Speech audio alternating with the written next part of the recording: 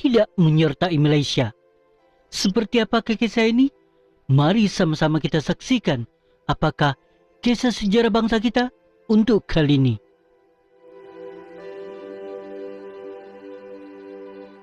Apabila Sultan Omar Ali Saifuddin III dari Brunei mengisytiharkan bahawa Brunei tidak akan bersama-sama membentuk Malaysia,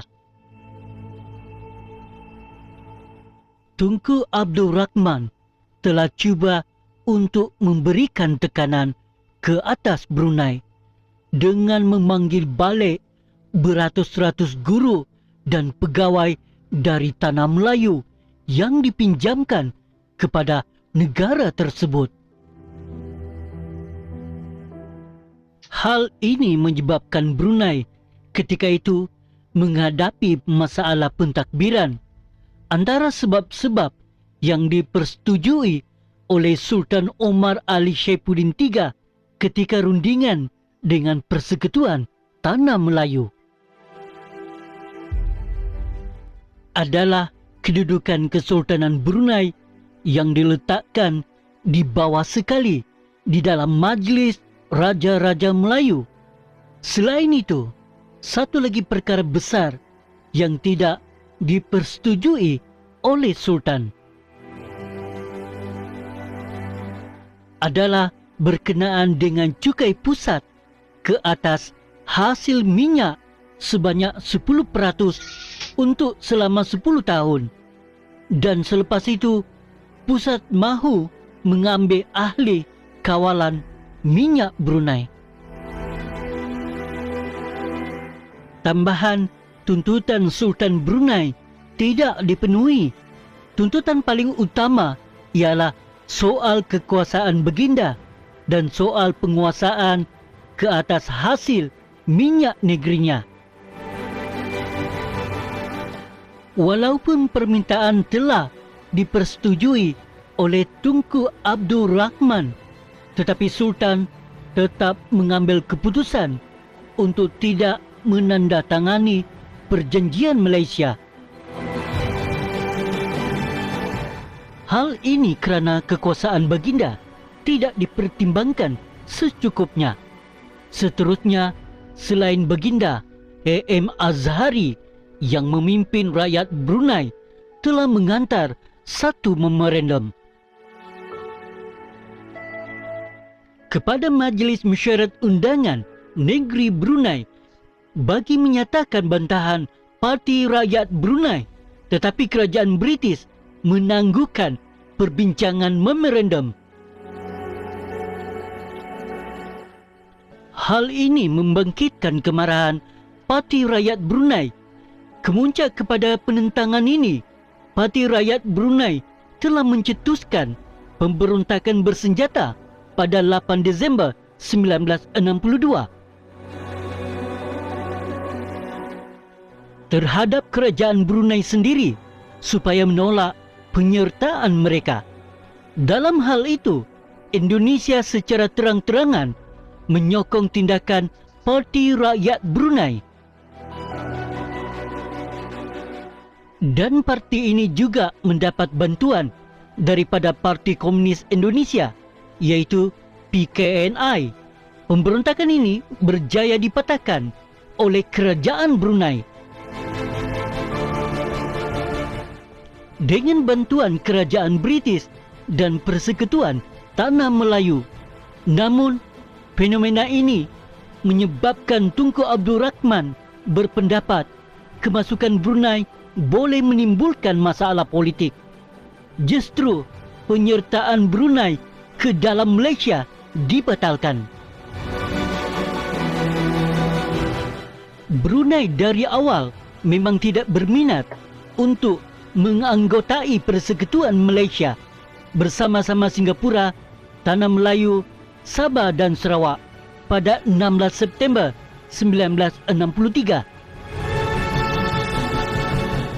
Sultan Haji Omar Ali Saifuddin III pada prinsipnya menerima idea pembentukan Malaysia sebagai satu strategi politik bagi menentukan survival Kesultanan Brunei. alasan berkaitan isu cukai, keuangan, hasil dan giliran menjadi raja hanya alasan baginda menolak cadangan penubuhan Malaysia sehingga menyebabkan Brunei tidak jadi menganggotai Malaysia. Baginda Sultan membawa bersamanya 5 pegawai tertinggi ke London bagi membuat keputusan akhir pada Julai 1963 dengan harapan bahawa sebarang hambatan dapat diatasi dalam perbincangan berkenaan.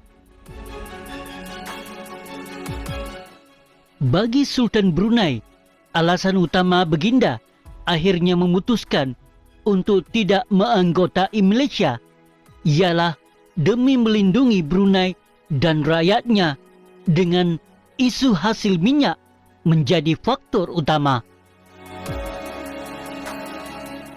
Perbincangan pertama dengan Brunei untuk membincangkan cadangan pembentukan Malaysia berlangsung di Kuala Lumpur pada 9 Julai 1962 dengan Brunei diwakili Pangeran Pemanca Muhammad Alam.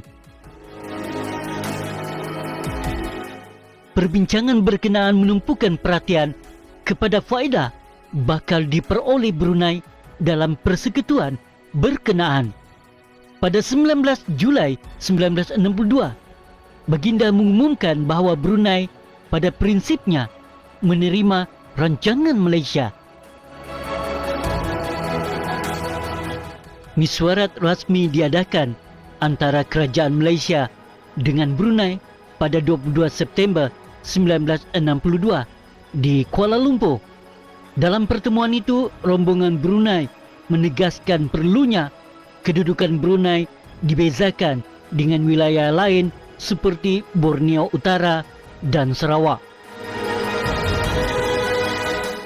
Pemberontakan Brunei pada Disember 1962 telah membantutkan perbincangan pembentukan Malaysia dengan Brunei. Mesyuarat disambung semula pada awal Mac 1963 dengan tumpuan diberi kepada isu kewangan, kedudukan Sultan, hak istimewa rakyat Brunei dan perwakilan Brunei dalam Parlimen Persekutuan. Dipersetujui Brunei akan diberi 10 kerusi Parlimen. Namun, mesyuarat berkenaan gagal menyelesaikan isu kewangan dan giliran Sultan Brunei menjadi raja. Kerajaan Brunei berpendapat bahawa isu keuangan dan sumbangannya kepada kerajaan persekutuan yang bakal dibentuk sebagai faktor utama yang menggagalkan keanggotaannya dalam Malaysia. Kerajaan Brunei mahu mengekalkan kawalannya terhadap hasil bumi dan semua pendapatan daripada minyak. Brunei enggan mengungsikan pendapatannya dengan negeri-negeri lain. Bagi Brunei, keanggotaannya dalam Malaysia tidak membawa banyak faedah dari segi ekonomi. Brunei hanya sedia menganggotainya jika kerajaan Melaya tunduk kepada semua syaratnya. Akhirnya Brunei memutuskan untuk tidak menganggotai Malaysia. Singapura pula telah dikeluarkan daripada Malaysia pada 9 Ogos 1965.